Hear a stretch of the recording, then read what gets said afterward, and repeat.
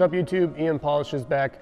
Got another video for you, another project. Today it's a case 485. As you can see, there's a super hard line here. I've polished from there down, just to give you guys an example on what you can expect to look forward to at the end of the video. It's fairly oxidized throughout the entirety of the tractor, though it's not as bad as I normally work on. The worst part on these, if you're watching this as a detailer, is the rear end. It's all steel, it's all painted with just rock hard paint, and if the polymers have failed, then they're failed. So this one, luckily, it has not failed, so it'll shine up real nice. I've already gone through a little bit of it with ScratchWerkes spray wash. You guys already know the drill. And then I hit the fiberglass with ScratchWerkes Pro Shine. All right, these are all available online, shop.scratchwerkes.com. After everything gets polished, we're gonna put ScratchWerkes gold ceramic on it. That was a good intro, but I don't know how to transition into the time lapse.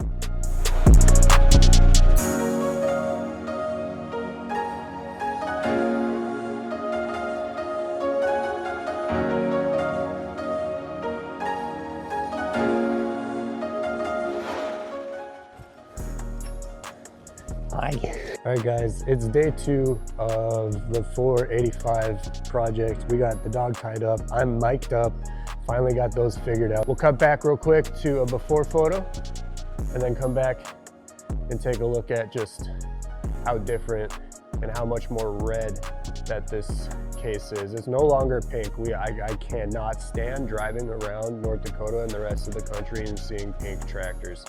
It bothers me so much. So now I found a way to figure it out, and I figured it out. So this is what they look like. All I have left is the other side. I'm not going to force you guys to sit through another time lapse of practically the same thing, just on the other side. So there's a few things I want to talk about, so we'll get in up close and discuss those things. But yeah, for now, just take a look at that. Maybe pop up another before video, just to show the drastic difference and how this thing looks now compared to then. All right, let's get back into the rest of the video. Thanks. All right guys, I had to shoot this at kind of a wide angle so I could get in here and show you what I wanted to talk to you about. But there's gonna be a lot of spots, especially on fenders and a lot of working areas, steps, things like that, where there's going to be damage and gouges that there's nothing we can do. No amount of sandpaper, no amount of anything or polishing is going to fix the damage like this that is in here. It's definite gouges that have removed paint down to steel. The damage here is only gonna be uncovered once you get this oxidation off. Yes, you'll see certain ones where there's big, it looks like rock chips, but there's not a rock chip on the top of this.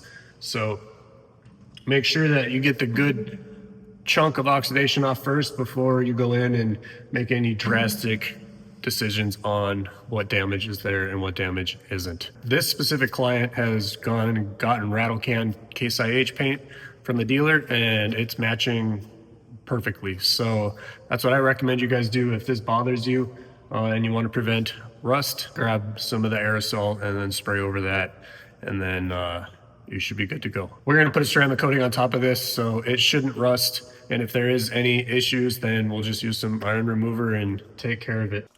All right guys, I had to take a break mid-video because they brought me a baler. We were halfway through polishing this. He asked me about that, then they brought it in. And as I was finishing up that, I decided to go through and just do a test panel on this before I finished that, just so I knew what I was getting into and I could get straight to work. So I only have a few things left. I could do some touch-up spots on the back side of the 485.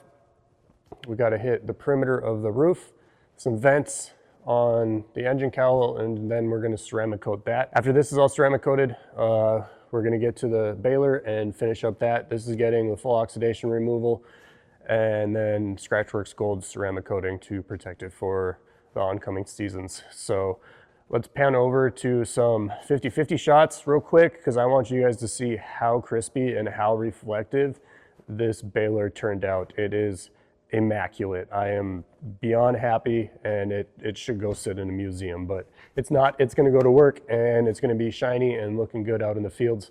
So with that, let's get back to work, and we'll do some time lapses on this one, and then we'll show you guys the final results on the 458. We're working on the roof, and I'm getting good shine out of it, as you can see here. However, look right there. You see how white it is? That white are the binders holding the paint together that have all the UV inhibitors and all the good stuff in it. It has failed. So yes, I can make it shine and we'll put a coating on it, but this is gonna be the first piece that's gonna reoxidize no matter what. There's a reason I don't go on top of roofs on these big rigs, and it's because like 80% of the time the roof has failed. The rest of the tractor's fine, but the epoxies right there, they're toast, okay? You'll never get that white out. Don't chase it. Just shine it up, hit it with a foam pad, and then call it a day, all right? So just don't worry about that kind of stuff. Like, make it look good, do right by your client, but make sure you let them know. All right, guys, well, we are finished with the case 485. It was a pleasure to polish it up, gave it a full paint correction, or some call it oxidation removal, and then I protected it with ScratchWerkes gold ceramic coating. That way they don't have to worry about it for the next 4 or 5 years, maybe more, the way these things get taken care of.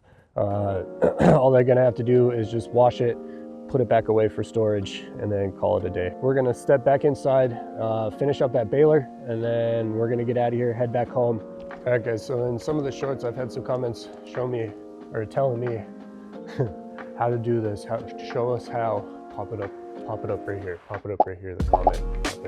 I'm gonna show you guys how. This product is not available to the market. I'm in the middle of R&D'ing it. As you can tell, is doing a fantastic job, but we're in the middle of doing labels, mixing, all that kind of stuff.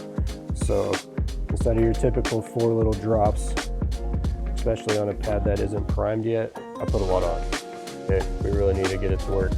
So this is a non-diminishing abrasive polish, but you will be able to one step without haze if done properly, whether it's with a microfiber pad or a foam pad or whatever you need. You know, prior in this video, I just had to use a light pad, a yellow pad, to remove all the oxidation and stuff that I needed to. This one I had to step up to a wool, sorry, not a wool, a microfiber, and that's getting the job done. But the foam wasn't touching it at all. So we'll get in here, show you guys how it's done, and then cut to a quick little time lapse, and then we'll end the video with some walk arounds on this. So just dab it out, spread it out.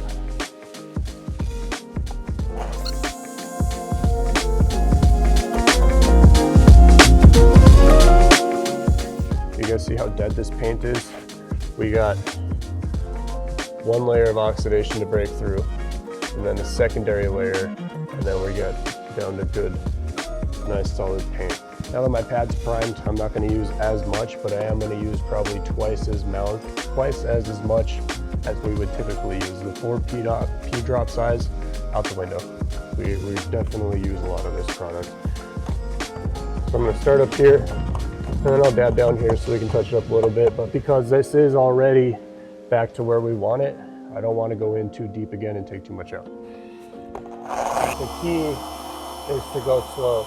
This panel is really thick, and we have to get a lot of heat into it to get those molecules to break free. So as you guys can see, that did it. I barely even have to wipe. As you can see at the light there versus the light over here, that's what we're going for. There's no orange streaks like you saw up here. There's no vertical streaks. None of that. All right, so if you walk away and you keep seeing orange streaks like that, you got to get back into it and polish it again. Be careful you don't, over polish certain areas, because you're going to haze it out, especially when using a microfiber and then this pretty advanced polish. To be able to leave a haze-free cut like that with a non-diminishing abrasive is insane. So be sure to do it right the first time, otherwise you're gonna have to do it again 4 or 5 times.